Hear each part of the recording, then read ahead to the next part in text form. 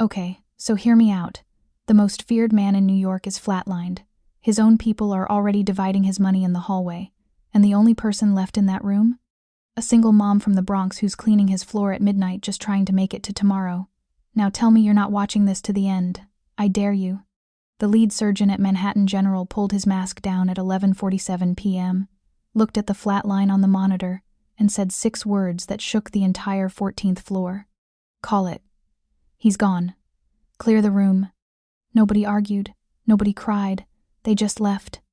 Because the man lying there wasn't just anyone. Park Me was the Dragon of New York. The man who had restructured an entire criminal empire before his 35th birthday without firing a single shot.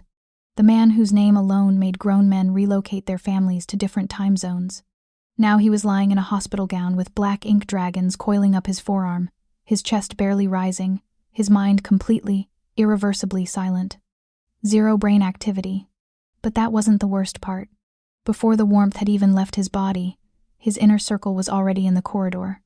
Not grieving, calculating. His second-in-command was on a call. His attorney had a tablet out, pulling up asset transfer documents. The men who had sworn loyalty to Park Me for a decade were moving like water filling a vacuum, fast, cold, and completely without conscience. The DNR papers were signed within the hour. The bed would be cleared in 48. Nobody came into room 9002 out of love that night. Not one soul. Except her. Tiara Reyes didn't even know whose room it was when she pushed her cart through that door at 12:15 a.m. She didn't know about the Empire. She didn't know about the DNR. What she knew was bleach, tile, and the exhaustion that settles into your lower back after 9 hours on your feet. She was 29 years old, 5'4", with deep brown skin the color of warm cedar and natural hair pinned under a blue cap 2 sizes too big. Sharp eyes that missed nothing. A jaw that stayed set even when she was tired. The kind of woman the world had spent years trying to make invisible, and had failed at completely. She cleaned his room every night that week. And every night, she talked to him. Not because she thought he could hear her. She talked because the silence in that room didn't demand anything from her. It just held her words the way deep water holds a stone completely, without rejection. She told him about her twin daughters, Nala and Kira. 4 years old. Loud and brilliant and so full of life they made a crumbling 1-bedroom apartment feel like the only place on earth worth being. She told him about the night she chose their last box of formula over the transit card she needed for work.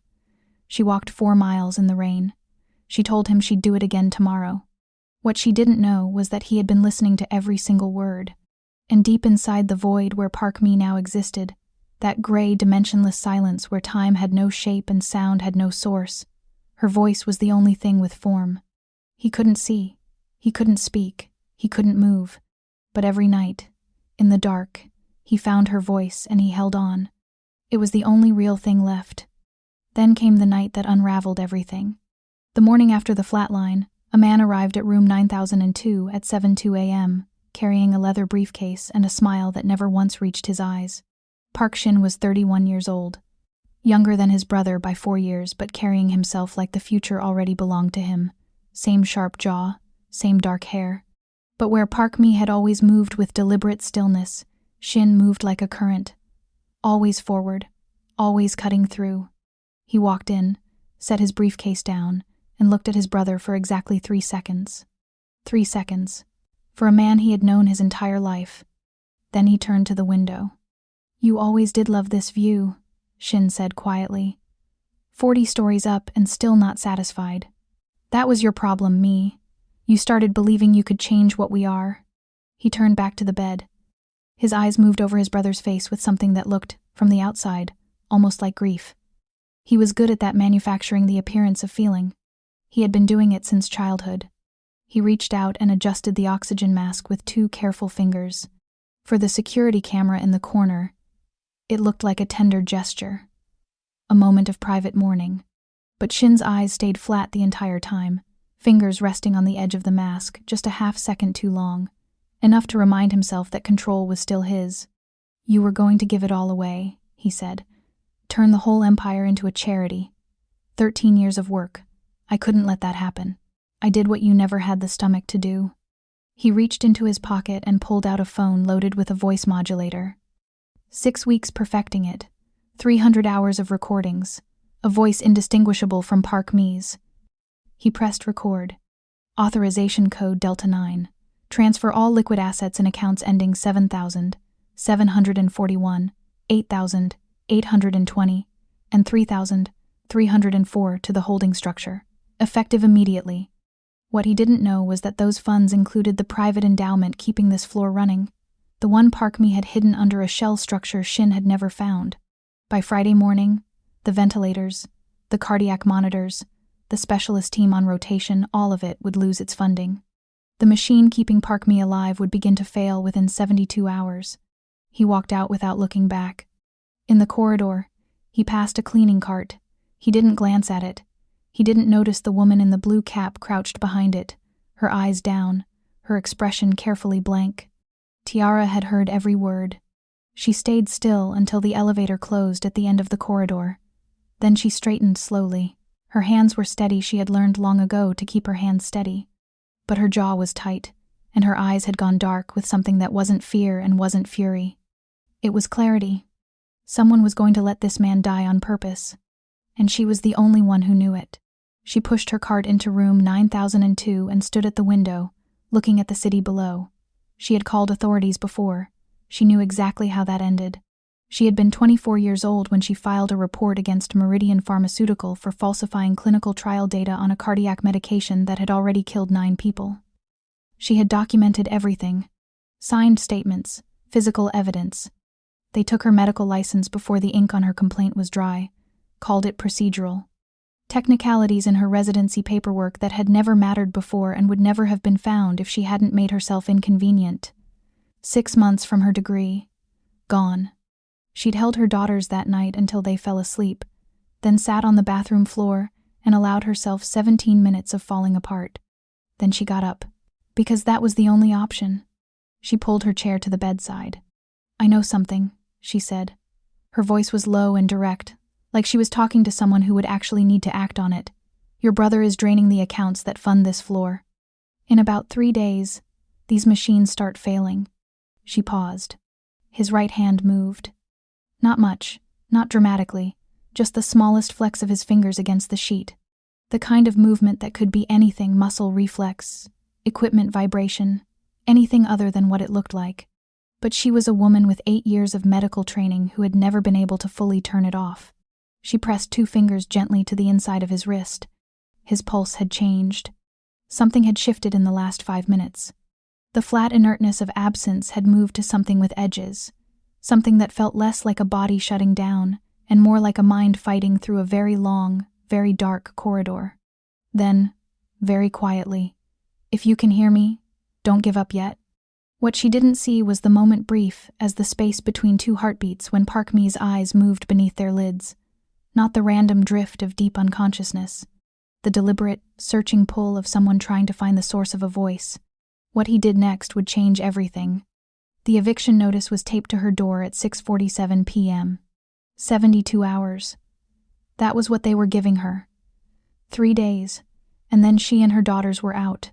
She folded it, put it in her pocket, went inside and made dinner. She didn't cry until the girls were asleep. Even then it was quiet 4 minutes with her face pressed against her forearms at the kitchen table, shoulders shaking without sound, because in an apartment with walls this thin, grief had to be conducted in silence. Then she stopped, wiped her face, looked at the ceiling. The shelter had a 2-week waiting list. The heating had been running at half capacity for a week. The temperature outside was dropping below 20 degrees. She looked at her daughters sleeping in the amber light from the hallway. And she made a decision that no risk assessment could justify, but that she made anyway, because sometimes being a mother means choosing the impossible option over the unbearable one. She bundled Nala and Kira in every layer they owned and walked 8 blocks through a January night that cut through everything, both girls pressed against her back aching, her breath coming in short, visible clouds. She took them to the hospital. Service dock, East Side. Camera angled wrong for 6 months, a report she'd filed and watched get ignored. She used her badge, freight elevator. Through the 14th floor the way she always moved, like she belonged, like she was supposed to be there, because she had learned long ago that confidence is the most effective form of invisibility. Room 9002. Dim. the monitors casting pale green light across the walls. Nala had fallen back asleep in her arms, but Kira was awake, dark eyes moving slowly around the room, one small fist wrapped around the collar of Tiara's uniform. "It's okay, baby. We're just going to rest here for a little while." She looked at the man in the bed. She looked at her daughters. And then she laid them down, one on each side of his chest, carefully, their small bodies curling instinctively toward the warmth, their faces pressing into the fabric of his gown. The room went still. And then the monitor changed. Not dramatically. Not the alarm-blaring resurrection of a television drama. Just a shift, a subtle, almost tentative movement in the line that had held flat and silent for 11 days. A small, repeating pulse. Faint as a question. Tiara stared at it. Her hand came up to cover her mouth. The pulse didn't stop. It strengthened. And in the deepest, most unreachable part of Park Mi's consciousness, the place where Tiara's voice had been the only landmark in an unmapped dark, something heard the sound of 2 small heartbeats resting against his chest and oriented toward them like a compass finding north. He had been walking the edge of the void for 11 days. Those 2 heartbeats told him which way was home. The monitor climbed. But what Tiara didn't know was that 3 floors below, Shin had just confirmed the asset transfer, that the resident doctor on duty had received a message with 2 words, "Tonight." Confirmed. That the next 40 minutes would be the most dangerous of her life. All she knew was that the flatline was gone, and Park Mi was coming back. Dr. Yoon Sok Jin had been on the syndicate's payroll for 14 months, 29 years old, brilliant in the way that ambition without conscience produces. At 2:14 a.m., he slipped a single unmarked vial from his locker and walked toward room 9002. He moved the way he always moved on night rounds, unhurried, purposeful. He had learned that the white coat is its own permission slip, that no one stops a man who looks like he already knows where he's going. He pushed the door open and stopped. Tiara was already on her feet. She had heard the handle turn and moved without thinking, positioning herself between the door and the bed with an instinct so clean and immediate it surprised even her. Hands at her sides, chin level. Her expression, communicating without a word, that whoever had just walked in was going through her first. "You can't be in here," Yoon said, voice kept low and professional. "This is a restricted room." "I work this floor," Tiara said. "I'm authorized." "Not at 2 a.m. with children." He took a step forward. She didn't move. "What procedure?" she asked. A beat of silence. "That's not your concern." "I have pre-med training," she said calmly. 8 years. Cardiology focus. I checked the board before my shift. His chart shows monitoring only, so I'll ask again. "What procedure?" Yoon's expression didn't change, but his posture shifted. The room felt smaller. He took another step toward the bed. That was when Park Mi's hand moved. Not a small flex. Not an ambiguous tremor. His arm came up from the blanket and his hand closed around the metal IV stand with a grip that sent the entire thing crashing across the tray table. Metal and glass hit tile. The sound exploded through the quiet corridor. Yoon stumbled backward. Tiara spun to the bed. Park Mi's eyes were open. Not glazed. Not confused. Not frightened. Open and focused with the dark, terrifying clarity of a predator who has been still so long the world forgot to be afraid of him, and who has just decided that the stillness is over. His gaze moved across the room, cataloging everything. The doctor against the wall, the vial now visible in his shifted coat pocket. The twins still sleeping against his chest, undisturbed, with the deep trust of children who felt, at some cellular level, that they were safe. Then his eyes found Tiara, and they stayed there. She didn't move. She held his gaze in the green-washed dark, and something passed between them in that silence that neither of them had language for yet. A recognition that had nothing to do with having met before, a pull that had nothing to do with logic. His lips moved. No sound. His vocal cords were ravaged. 11 days of disuse had left them raw and unresponsive. But Tiara had spent enough time in hospital rooms to read the shape of what he was trying to say. Stay. She looked at Yoon. She looked at the vial. She didn't leave. Park Mi turned the full force of his gaze onto the doctor, and what was in his face was so quietly, completely without mercy, that Yoon's hand stopped moving toward his coat entirely. The vial stayed in his pocket. He backed toward the door, opened it, disappeared. The room exhaled. Tiara stood still, her heart loud in her chest, her breath measured and careful, every tool she had being tested simultaneously. She turned back to the bed. Park Mi was watching her with the expression of a man who had crossed through death and come back carrying nothing except the sound of a voice. His hand moved slowly across the blanket and stopped an inch from where Nala's small fingers rested against his chest. Not touching, just near. Like near was enough. Like near was everything. Tiara's throat tightened. She pulled the chair to the bedside and sat down. Outside, the corridor was silent, and in room 9002, a silence settled between them that felt nothing like the silences before it. This one had weight. This one had heat. This one felt, to Tiara, like the beginning of something she had absolutely no plan for. She didn't know that Shin had already been alerted, that the building she called home was about to burn, that by morning she would have nowhere left to go except toward the most dangerous man in New York. But Park Mi, watching her in the dark, already knew every move that was coming. And for the first time since he woke up, something in his expression shifted. Not fear. Fury. He hadn't spoken in 11 days. His vocal cords were still raw, and the first time he tried to form a word, what came out was barely a breath with shape. But his eyes communicated with the precision of a man who had spent a decade in rooms where the wrong word meant someone died. He raised his left hand. 3 fingers, then 2, then 1. "You're counting," Tiara said. His chin dipped. Once, barely. 1 for yes, 2 for no. 1 finger. "Do you know who I am?" 1 finger. The quality of his certainty stopped her cold. This wasn't recognition. It was familiarity. And familiarity required attention, required time, required a level of awareness that a man in a declared coma had no business possessing. "How long have you been able to hear?" He looked at her for a long moment, then raised all 5 fingers. 5 days. 5 days of lying still. 5 days of listening. Every story she had offered to his silence, every truth she had trusted to a man she believed couldn't receive it, he had heard all of it. The heat that moved up her neck was not embarrassment. It was rawness, the specific, disorienting weight of being known by someone when you thought you were alone.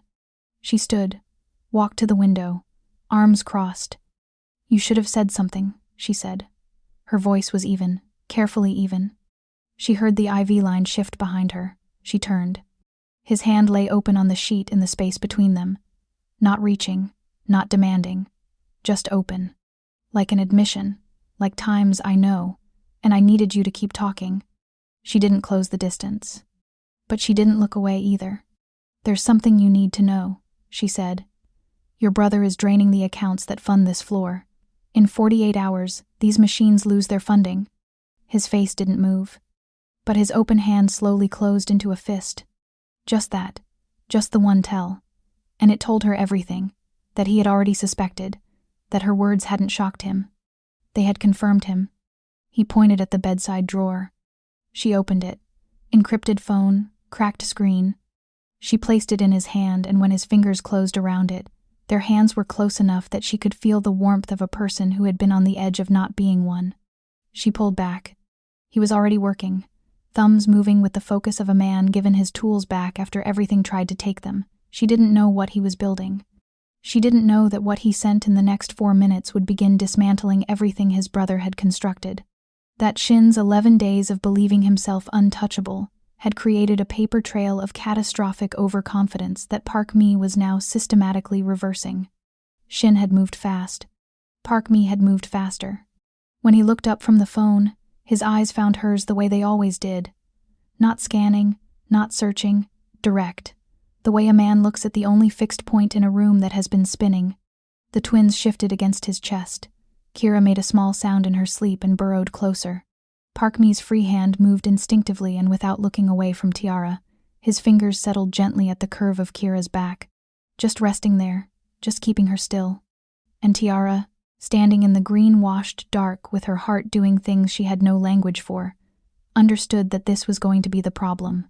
Not the brother, not the machines. The most dangerous man in New York was looking at her like she was the only thing that had mattered in 11 days. And the terrifying part, the part she pushed down hard and refused to examine, was that she already understood exactly why. The call came at 4:53 a.m. It was her neighbor, Mrs. Caldwell, 71 years old, voice shaking but controlled in the way women who have survived many things manage to stay controlled. "Baby, your building is on fire. 3rd and 4th floor are already gone. The east exit was padlocked from the outside." Tiara was on her feet. "The girls, right here with me. I grabbed them first. They're safe." The breath that left Tiara's body was the loudest sound in the room. She pressed her hand flat against the wall and closed her eyes for exactly 2 seconds. Then she opened them. Park Mi was already watching her, phone in hand, the message on his screen already sent before she'd even lowered hers. "Bronx. 2 girls. Extract. Safe house. Now." Response already back. "Done. ETA 12. "You already timed," she started. "1 finger. Before I even told you. 1 finger." She felt something move through her that had no clean name. Not just gratitude. The feeling of a woman who had been carrying everything alone for so long that someone else's hands on the weight felt like relief and like a threat at the same time. "I don't take charity," she said. He looked at her for a long moment, then typed on the phone and turned the screen toward her. "This isn't charity. You saved my life. My life is not a small thing. The debt is mine." She read it twice. She held his gaze for one long, charged moment, and then she looked back at the window where the first gray edge of dawn was pulling the city out of the dark, where somewhere in the Bronx her building was burning. Shin thought he had taken everything from her. He hadn't understood yet that in trying to remove her, he had done the one thing that could never be undone. He had made her Park Mi's problem, and Park Mi solved his problems completely. They arrived at 3:47 a.m. the next night. 2 men, professional, camera on the 14th floor already disabled. The kind of men who treated elimination like a procedure, methodical, detached, focused on outcome. They pushed open the door to room 9002 and stopped. Park Mi was sitting up, not propped, not supported. Sitting, spine straight, hands on his knees, eyes open with the focused clarity of a man who had been waiting. He had asked Tiara to take the girls to the East Wing 20 minutes ago. She had looked at him for a long time before she moved. She was not a woman who complied easily. She had touched Kira's hair once and then left without a word. She had trusted him with this. He understood the weight of that. The taller man moved his right hand toward his jacket. Park Mi pressed one key on the phone. In the next 60 seconds, the taller man's phone vibrated. He looked at it instinctively. A mistake, but a human one. His face changed. The color left it with nothing to do with the room's temperature. Whatever was on that screen, whatever sequence of account closures and legal documentation had landed in 60 seconds, was doing more damage than the 2 men had come here to do. Park Mi had spent 18 hours dismantling his brother's empire thread by thread. Every move Shin had made in 11 days of believing himself the Dragon of New York had been logged and systematically reversed. The 2 men looked at each other. Park Mi raised his eyes from the phone. What was in his face was not anger. Anger was loud, and loud was inefficient. What was there was the absolute, unhurried certainty of a man who already knew how this ended. "You came because my brother told you I was dying." He paused. "Look at the monitor. Then look at me. Then make a better decision than the one you walked in here with." The taller man looked at the monitor. 92 BPM, climbing. He looked back at Park Mi, and something behind his eyes, some vestige of self-preservation his employers had failed to extinguish, told him that this man had not merely survived. He had waited. He had let them come. He had wanted them here so he could give them a choice. That was not the behavior of a man who was afraid. That was the behavior of a man who was finished being patient. They left. The door closed with a soft, undramatic click. Park Mi sent one final message, not to an enforcer, not to a contact, to a real estate attorney. Purchase. Immediate. Full block. South Bronx. Every building on her street. Then he set the phone down and waited for her to come back through the door. Number part 2. What comes after the fire? She came through the door at 4:12 a.m. with Kira asleep on her shoulder and Nala's hand in hers, and the particular exhaustion of a woman who has been emergency-level alert for so many hours that the body starts processing everything at a slight remove, as though she is watching herself from one step behind. Park Mi was sitting up.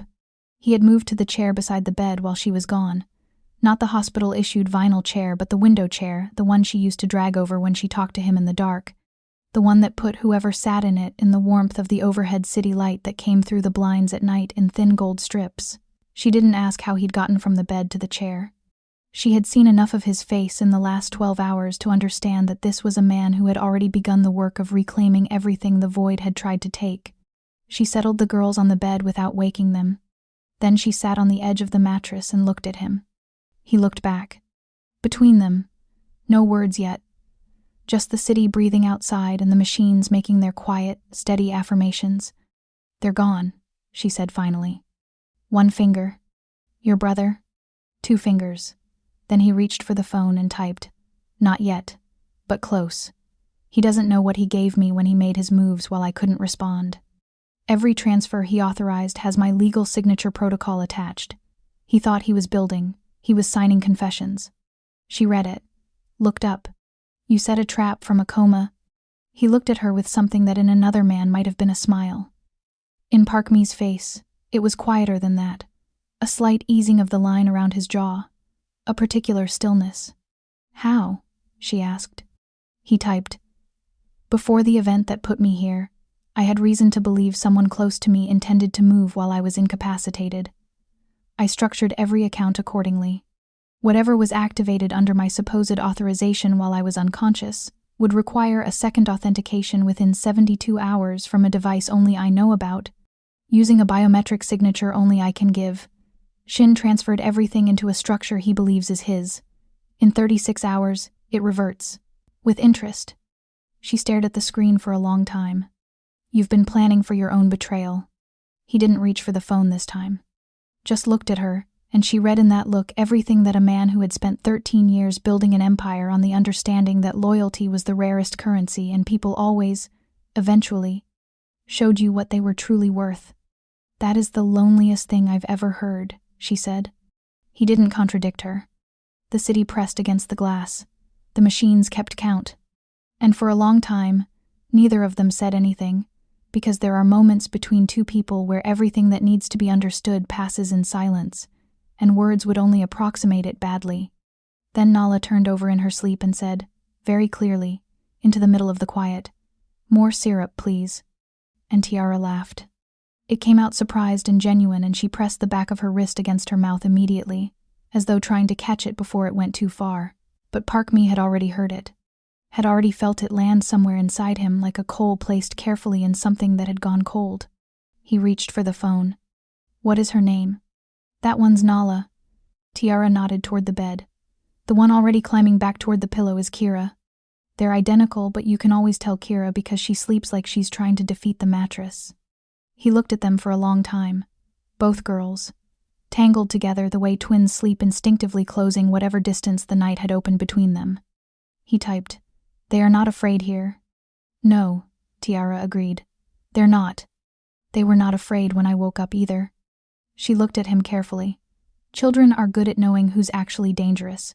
You scared the doctor, not them." He held her gaze for a beat, then typed, "Are you afraid of me?"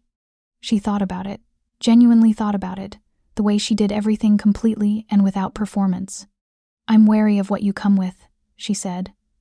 "The world that follows you around, the men in the corridor, the fires." She paused. "But you?" "No. Not since the first week, when I figured out you were choosing to keep still even though you could hear me. A man who could have used what he knew and didn't, that's not a man I'm afraid of. That's a man I'm paying attention to." He set the phone down, looked at his hands, then back at her. And what moved through his expression was not something she could name in the moment, though she would find herself returning to it in the weeks afterward, turning it over, trying to find the word for it. It was something between arrival and recognition, the expression of a man who had been handed back something he did not know he had lost. Number, Part 3, Reconstruction. The discharge papers were signed 9 days later. He walked out of Manhattan General through the main entrance at 8 a.m. on a Tuesday, wearing clothes his assistant had brought: dark coat, no tie, the unhurried pace of a man who no longer needed to announce himself to any room. His legal team had been in continuous session for 5 days. The asset reversals had cleared. 3 of Shin's newly installed associates had already been detained on charges that had appeared, as if by careful architecture, the moment Park Mi's biometric authentication restored the original structure of his holdings. Shin himself had not been arrested. That was deliberate. Park Mi's attorney had raised the question on day 3, laying out the criminal exposure with precise legal language, the specific statutes, the evidence already assembled. He had looked at the documents for a long time and then pushed them back across the table. "No," he said. It was the first full word he had spoken in a formal meeting. His voice was still rough at the edges. The team around the table had gone very still. The charges would be... No, he reached for a pen. I have something else in mind.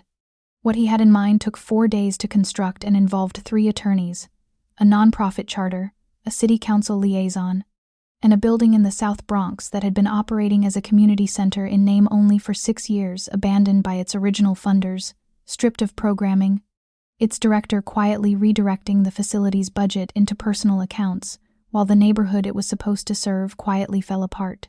Park Shin was given a choice: face charges that would result in a minimum of 15 years, or take over the day-to-day operations of the newly refunded, fully restructured South Bronx Community Development Initiative, serving as its director under a board that included 3 people whose families his empire had previously exploited, with a salary of $42,000 a year and mandatory monthly reporting to the board, the city council, and his brother. He chose the second option. It was not generosity. Park Mi had no interest in punishment that produced nothing. He had an interest in consequences that produced something Shin had spent his life actively preventing. Something that would require, every single day, that he show up and build instead of extract and destroy. The cruelty of it, if you were the kind of person who saw it as cruelty, was exactly the point. Tiara didn't find out about the community center until the day it opened. She wasn't there for the ribbon cutting. She was working a double, her hospital badge still active, her cart still moving through the 14th floor at midnight. She had not resigned. Park Mi had not suggested she should. He had learned, in 11 days of listening to her voice in the dark, that Tiara Reyes did not need to be rescued from her life. She needed the world to stop building walls across it. He had spent the weeks since his discharge removing walls. The building on her street, all 3 of them, were now under management by a property group whose principal investor had no public name attached to any document. Tiara's apartment had been renovated silently over the course of a week while she was at work. New insulation, new heating unit, new windows that sealed against the January cold. The super had received a letter explaining the changes. He had not asked questions. She had come home on a Thursday to find the draft gone from under the front door. She had stood in the middle of the living room for a long time, her hands at her sides. Then she had called him. "You fixed my heating?" "Yes." Without asking. "Yes." A pause. "I told you I don't take charity. You told me that once. I heard you. I also heard you tell the man in the coma that your daughters had been cold for 3 nights, and you'd filed the repair request 4 times and it kept getting lost." A pause. "I found it. It wasn't lost. It was being buried." The super was collecting a side payment from a slumlord network that was deliberately running buildings below habitability standards to force out long-term tenants ahead of a rezoning application. Another pause. "I dealt with it." The silence on her end lasted long enough that he began to think she had ended the call. Then, "How many buildings?" "In that network? 47. In the Bronx, 17. And you?" "Dealt with it." He let that settle. "All of them." She exhaled slowly. Not with relief. With the complicated, frustrated, chest-tightening feeling of a person who is grateful and resistant simultaneously. "You can't just..." "Tiara." It was the first time he had said her name aloud. His voice was low and deliberate. "I heard you for 5 days before I could speak. I know how much you have carried. I know what it cost. I know the mathematics of your life, the exact weight of every impossible calculation you made alone. I am not fixing your heating because I think you need to be taken care of. I'm fixing it because a slumlord was stealing your warmth and I had the means to stop it, and in a world where I have those means and choose not to use them, I am part of the machinery that buried your repair request in the first place." The silence again. Then, very quietly, "That was a lot of words from a man whose first ones were 1 finger for yes. I've been practicing." She laughed, Again, the surprised, genuine kind. The kind she seemed to try to catch and couldn't. "Dinner," she said. "Sunday. I'm cooking. You can meet them properly." He said yes before she finished the sentence. Number Part 4. The Fortress Takes Shape. Sunday dinner was jerk chicken that Tiara's grandmother had taught her to make, rice cooked with coconut milk and a handful of thyme, fried plantains going gold in a pan, while Kira stood on a step stool beside her and declared herself the official stirring supervisor. Park Me arrived at 6 p.m. with no entourage, just himself and a bag containing 2 picture books that he had spent 4 hours selecting, not because his assistant had helped him, but because he had stood in the children's bookstore on Amsterdam Avenue for an embarrassing length of time reading back covers until he found the ones that felt right. One about a girl who builds a boat from scraps of things other people threw away. One about a boy who plants a tree in a city and comes back every year to watch it grow. Nala took the books immediately and disappeared with them to the bedroom. Kira looked at him very seriously across the kitchen table and said, "Do you like plantains?" "I've never had them," he said. She stared at him with the particular horror of a 4-year-old confronting an incomprehensible gap in adult experience. "We're fixing that right now," she said, and went back to the pan.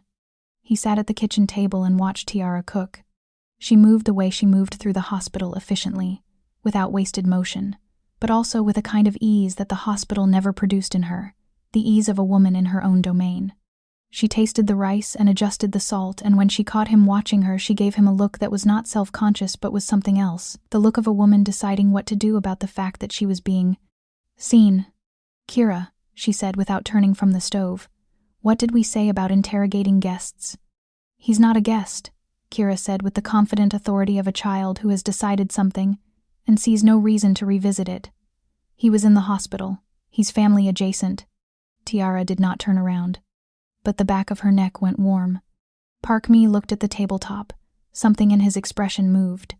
Over dinner, Nala emerged from the bedroom carrying both books in a way that communicated they had been not merely read, but fully processed and assessed and found acceptable. "The girl builds her boat," she announced, setting both books beside his plate, "but she has to go on the water by herself at first. Because some things you have to prove to yourself before anyone else can believe in them." She said it the way children say things that are true without knowing how true they are. Park Me looked at her. "That's right," he said. Nala nodded, satisfied, and took a large and authoritative portion of rice. After dinner, while the girls were in their bath, Park Me sat at the kitchen table with a cup of tea and watched Tiara clean up in the same way he had watched her talk to him in the dark, with the complete and focused attention of a man who is not accustomed to wanting to look at something and is not interested in looking away. "Tell me about the residency," he said. She stilled briefly, then kept moving. "I did something inconvenient and they removed me," she said. "I know that part. I had it investigated 6 months ago." She turned. "You?" "Before I was put in that room, I was in the process of restructuring certain elements of the empire." He wrapped both hands around the cup. Part of that restructuring involved identifying every person who had been professionally destroyed for doing the right thing. I was building something to address it. It was one of the things that made my brother move against me. A pause. "Your name was on the list." She stood very still. "You already knew," she said. "I knew you had been wronged. I knew by whom. I didn't know you until you walked into room 9002 and started talking to a man you thought couldn't hear you." She turned back to the sink. Her hands moved. Her jaw was set. "What were you going to do with the list?" "I was going to give every person on it back what they were owed." He set down the cup. "I'm still going to. That's not how it works. The system doesn't just—" "Meridian Pharmaceutical is under federal investigation," he said. "Has been for 6 weeks. The documents that triggered the investigation were provided by an anonymous source to 3 separate regulatory bodies simultaneously. The attorney who handled your license revocation has resigned. The board member who approved it is being deposed next month." She turned slowly. "That was you. That was the list." She looked at him for a long time. A complicated looking, the kind that holds multiple truths simultaneously and doesn't try to simplify them into one. "You should have told me," she said. "I know. It's my story, my career, I know." He held her gaze. "I was wrong to move without telling you. I understood that I owed you transparency, and I moved faster than I communicated." That was wrong and I won't do it again. The honesty of it landed cleanly. No hedging, no performance, just the acknowledgement of a man who had been genuinely incorrect and had no interest in defending the error. She exhaled slowly. Can I get my license back? The documentation to support reinstatement has been prepared. The submission is ready. It requires your signature and your decision. Only yours. He met her eyes. Whatever you decide, I'll build around it. She turned back to the sink, stood at it for a moment without moving. Then, very quietly, facing the window, I always wanted to be a cardiologist. I know, he said, just as quietly. She laughed once, a single sound, exhaled like a breath. Of course you do. She turned the tap. You heard everything. Everything, he confirmed. Number Part 5, what the name on the wall meant. The Tiara Reyes Cardiac Research Wing opened on a Thursday in late October, 7 months after Park Me walked out of room 9002. She had known about the research funding for 6 weeks. She had found out through a letter from the hospital foundation board formal, institutional language describing an anonymous donation structured specifically to fund research into cardiac event outcomes in underserved communities, with a named wing to be dedicated to a woman the donor described as the only person in the building that night who was not pretending. She had read it 3 times. Then she had called him. You put my name on a wall. Yes. Without asking. A pause. I asked the foundation board if it was appropriate. They reviewed your academic record and your clinical documentation and your published research on cardiac medication disparities, the paper you wrote at 23 that the Meridian case buried, and unanimously agreed it was more than appropriate. I should have asked you first. A pause. Was that wrong? She looked at the ceiling of her apartment. The girls were asleep. The heating was working. Through the new windows, the city hummed quietly. No, she said. It wasn't wrong. But I would have liked to be there when the decision was made, she said. Not to veto it, to be part of it, to have my yes mean something instead of just my absence of objection. Yes, he said. That's fair, and I understand it. You'll do better. I will. She had stood at the plaque on the day he walked up beside her and read it for the last time with outside eyes, the eyes of someone who was still getting used to the idea that her name belonged somewhere permanent. The Tiara Reyes Cardiac Research Wing. It had taken her 29 years, and a man who'd heard her talking to the dark to understand that the work she'd always done was the kind of work that outlasted buildings. He had stopped beside her, close enough that she could feel the warmth of him. You didn't ask me, she said. No, he agreed. You should have. He looked at the plaque. I've been in rooms with powerful men my entire life. I know what it looks like when someone's name belongs somewhere. Yours belongs here. She was quiet for a moment. Kira asked me this morning if you were eating dinner with us tonight again. He said nothing. I told her I didn't know. She paused. I wanted to tell her yes, but I needed to say it to you first. The distance between them had been closing for 6 months. But this was the moment it ended, not with declaration, not with drama, just the quiet, irreversible settling of 2 people who had survived the worst of each other and decided to stay anyway. He reached out. His hand found hers in the space between them, not taking, just finding, and the warmth of it moved through her with the force of something she had been managing at arm's length for a very long time. Yes, he said. She looked up at him. Tonight and after that, he said. If you'll have it. She held his gaze for one long, clear-eyed moment, and in that moment, she was 29 years old, and a mother and a scientist, and a woman who had walked 4 miles in the rain and sat on bathroom floors and filed reports that got buried and gotten back up every single time. She was all of those things simultaneously, and she did not diminish a single one of them as she made her decision. We eat at 6, she said. Kira picks the menu on Thursdays. Fair warning, it's been macaroni 3 weeks in a row. He looked at her with the expression she'd first seen in the green-washed dark of room 9002, the one she still hadn't found a single word for. I'll be there at 5:30, he said. I'll bring the plantains. Number Part 6, The Dragon Builds a Fortress. Shin was not in prison. Park Me had been specific. Prison was too clean, too finite. Instead, Shin ran a community center in the South Bronx, resentfully, bitterly, spending his days building exactly what he had tried to prevent his brother from building. Park Me had been right. It scared him far more than any punishment could. What neither of them had anticipated was what the center would become. In its first 4 months, it had served the same 14 regulars who had been drifting through the half-dark of its previous existence, a handful of teenagers who came for the Wi-Fi, 2 elderly men who played chess in the corner, and a woman named Dolores who ran a code exchange out of the back room with or without official permission. Then the new programming launched. Job training, medical access, ESL classes 3 nights a week, a legal clinic staffed by volunteer attorneys on alternating Saturdays, a child care cooperative for overnight shift workers specifically designed around hospital hours, transit schedules, the specific cruelties that the city's infrastructure inflicted on the people least able to absorb them. Shin implemented all of it under protest, under mandatory board oversight, under the eyes of 3 people whose families he had once helped disadvantage. And then, somewhere around month 5, something happened that no one had planned for. He got good at it. Not willingly, not warmly, but competently. The resentment was still there, evident in the set of his jaw during board meetings and the particular economy of his responses to community feedback. But the work itself, the specific, granular, daily work of solving the problems of people who had never once factored into any equation he'd previously cared about, had begun. Somewhere below the level he was willing to admit, to do something to him.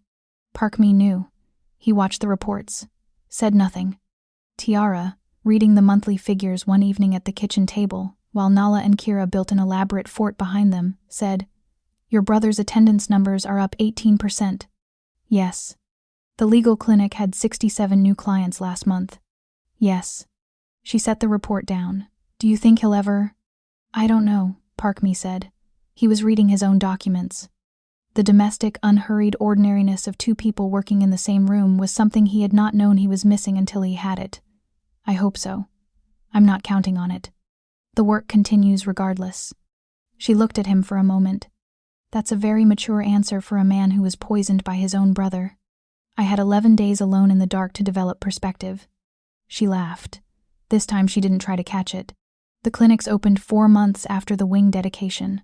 6 locations, staffed by 23 medical professionals, 7 of whom had been on the list, funded through the foundation, serving the janitors and overnight workers and the mothers who walked 4 miles in the rain because their children came first. Tiara ran the clinical program. Not from behind a desk. She was in the clinics 3 days a week, a physician finally practicing what she had spent a decade training for, in the rooms where it mattered most. On her first day, a woman came in who had not seen a doctor in 6 years, not because she didn't want to. Because the clinic she'd relied on had closed, and the nearest alternative was 3 buses and a $40 copay, and she worked nights. She sat across from Tiara and answered intake questions with the careful, slightly braced posture of a person who has learned to expect systems to fail her. Tiara did the intake, ran the preliminary assessment, made the referrals, scheduled the follow-up herself on a Tuesday, mid-morning, when the woman said she had a window between her 2 jobs. When the woman left, Tiara sat for a moment in the small room. She thought about the bathroom floor, the 17 minutes, the getting back up. Then she picked up her notes and moved to the next room. Nala named the main clinic, not because anyone asked her to. The way children speak truth sudden and unprompted, she had looked up from her drawing on the living room floor and said without looking up, "The fortress."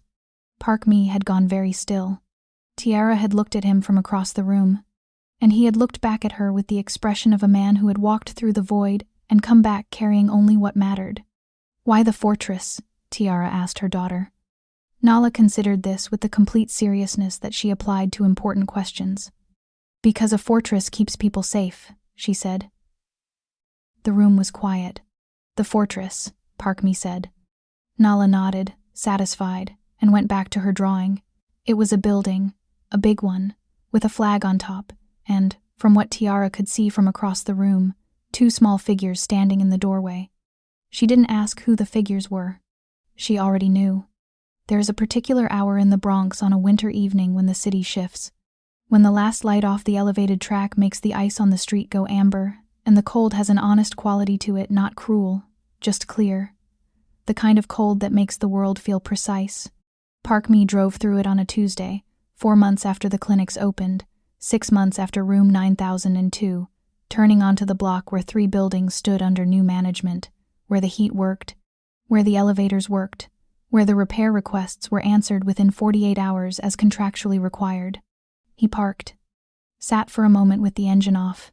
He had spent 13 years building an empire from a city that taught him, early and completely, that the only way to survive it was to be the thing other people feared.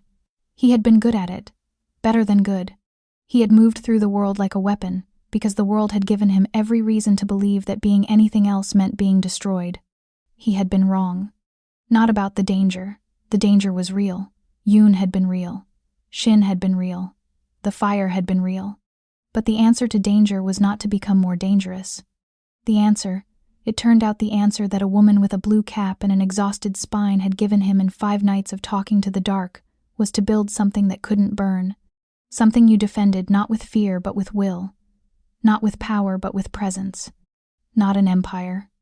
A fortress. He got out of the car, crossed the street, pressed the buzzer. "It's me," he said. "You're early," Tiara said through the intercom. "I brought plantains." A pause. The sound, faintly through the speaker, of Kira saying something fast and emphatic in the background. "She says hurry up," Tiara said. The door buzzed open. He went in. And the hallway was warm. That night, the most dangerous man in New York didn't build an empire. He built a home they would never lose again. And that is where we leave them in the amber light of a Bronx apartment on a winter Tuesday, with macaroni on the stove and 2 girls arguing beautifully about who gets to tell the story at bedtime. And a man who walked through the void and came back, changed, sitting at a kitchen table across from the woman who talked to the dark until it answered, her hands wrapped around a cup of tea, her face unguarded in the way it only was here, in this room, with these people. The city pressed against the windows. The fortress held. It always would. Drop your city in the comments right now. Let me see where in the world you're watching from. Are you Team Tiara or Team Park Me? Hit that subscribe button because this channel is just getting started. You have been warned.